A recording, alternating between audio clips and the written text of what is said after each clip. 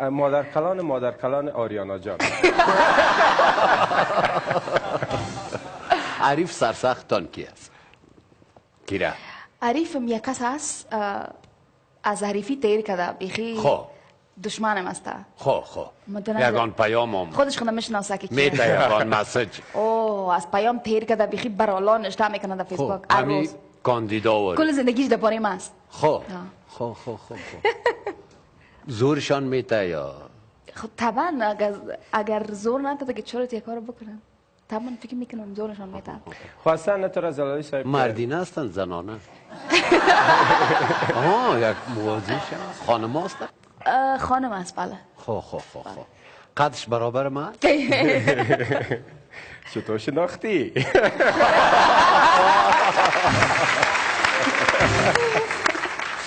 خیلی سیب جان نه زنانه گفت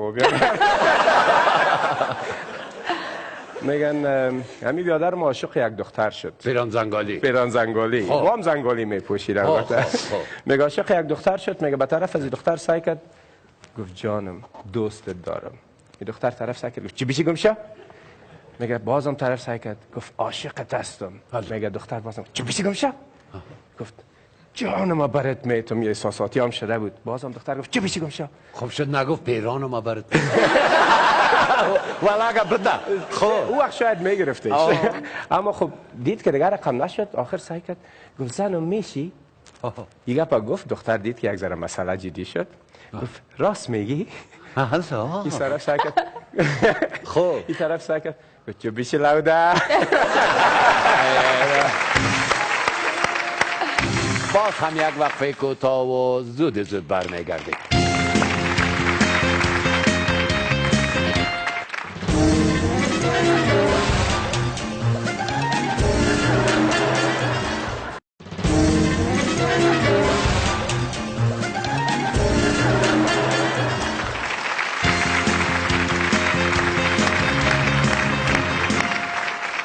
بیننده های عزیز باز هم شما را خوش آمدید میگیم.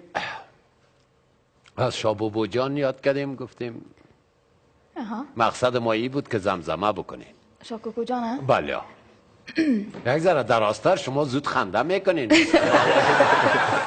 یکی از دوستان مرا گفت چرا آهنگ نمیخونیم؟ افت مرد وسطش خنده میگیره. البته درباره آهنگ شاکوکو جان بگن در کنسرت ها آقای جلالی باور کنین مردم آهنگ شاکوکو جان اول گلسته به مت بود برای وقتی که نو خوانده بودمش برای چند سال.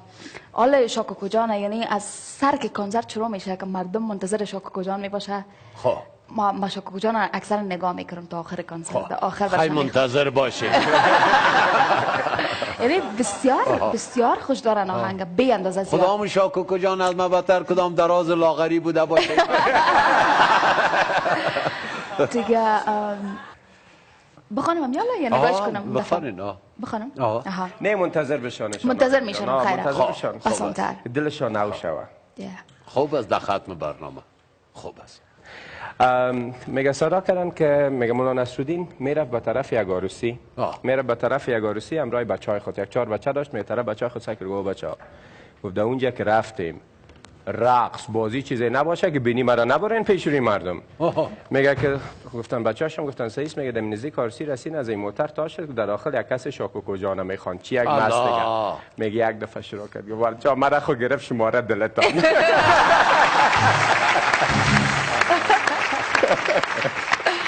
حالا اگر گرفتیتان که بخوانه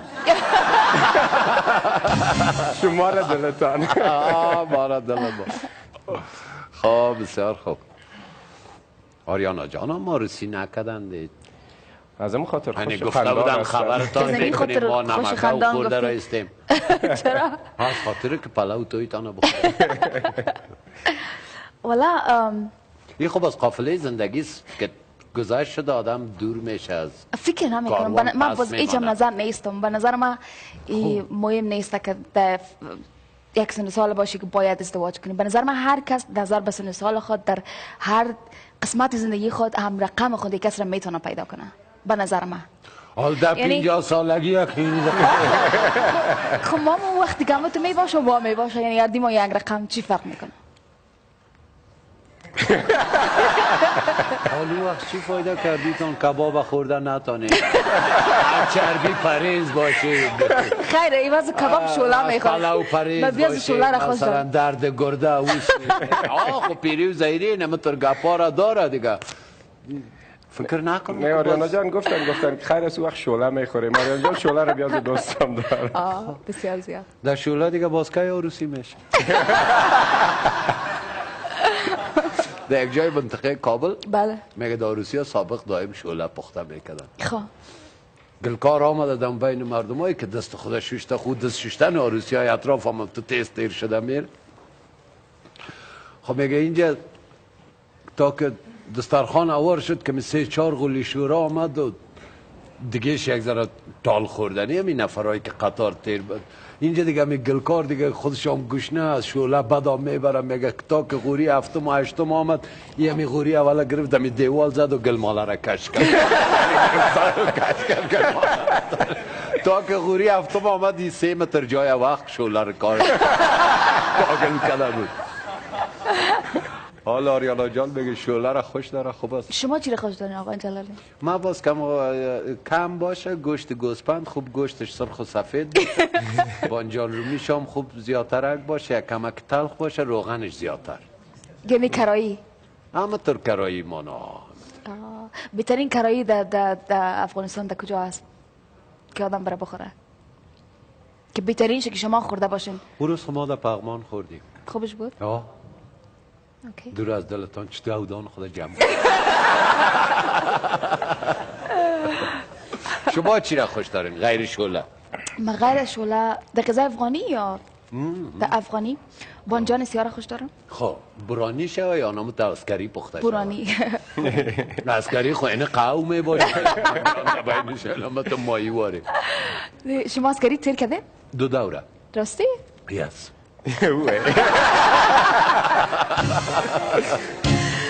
بانجان سیاه برانی البته دیگه یعنی کل چیز میخورم من 2 چیز زیادتر خوش دارم همین بانجان شوله صبحانه کافی هم میخوریم کافی 100% هر صبح اگر نخورم فکر میکنم کل روز گنگس هستم یک چیز گم کردم عملی نشده باشه عملی؟ هر چیزی که نه واقعا عملی شده فکر میکنم کافی آدم عملی میسازه باید یعنی عادت که کردی باید بخوری هر وقت میخواستی اعلا بکنی کمک چرس نیم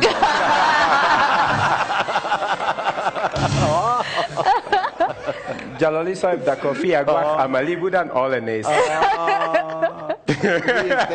روی استیج بیایی نوکران تو بیتا بره من یک مسئله از خاطر استیج گفته نیار آمد من میخوام آریان جان قصه شو بکنه در مزار شریف یک کنسرت داشتیم بر تلویزیون یکم بود میخوایم بر دوستا بگی که یک بسیار تجربه جالب بود یا در مزار بودیم کنسرت داشتم بر تلویزیون یکم بود کنسرت خب در سر استیج بودم خنده که میکنه دیگه مقبول میشه کلگی خود چک چک بود و تشویق در بین مردم یک کس صدا میکرد آریانا جان هر دفعه که موسیقی استاپ میشد که دیگه آهنگ شروع شود موسیقی دیگهش این صدا میکرد آریانا جان من خود سعی نمیکردم زیادتر نمیفهمیدم کی است چی میخواد چی خب بالاخره یک سال کردم که یک سال کردم که چطور می سر روی خود میزنه اینا تا دسته موتور زده رایی بود دست بچه در کامرا آمده بود یعنی بسیار علاقمند زیاد بود دیگه ما که سعی کردم از هیجان نمیفهمم چی گپ شد سرش در سر میشه او گفته باشه گیرت بیه مویای تا میکنه تو خیالت تو علاقه شاید کل بود مویدار خودش موی داشت گپ علاقمندان اینا برامد جلب کرده قدر که فکر قدرش بود خب دیگه کجا بیاین در جان دکتر بریم من یک دکتر یادم میگه که یک نفر پیش دکتر رفت میگه در این دیوال سعی کرد که فیس از این دکتر چقدر بلند است که از این قدر از او قدر میگه دکتر اومد پیش پرسان کرد گفت چی مریضی داری گفت والا یا فیس تا کم کو یا خودت پیدا بکو دیگه دکتر میگه جای میمان شد صاحب خانه برش تلویزیون چالان کرد، یک جای دید برنامه صحت، دیگه جای دید صحت، دیگه جای دید دکترها گپ میزنه، دیگه جای دید کدام اینی آله فشار معرفی میکنه. گفت دکتر صاحب مثل که سر آنتن تلویزیون یک وقت فکر کوتاه و زود برمیگردید.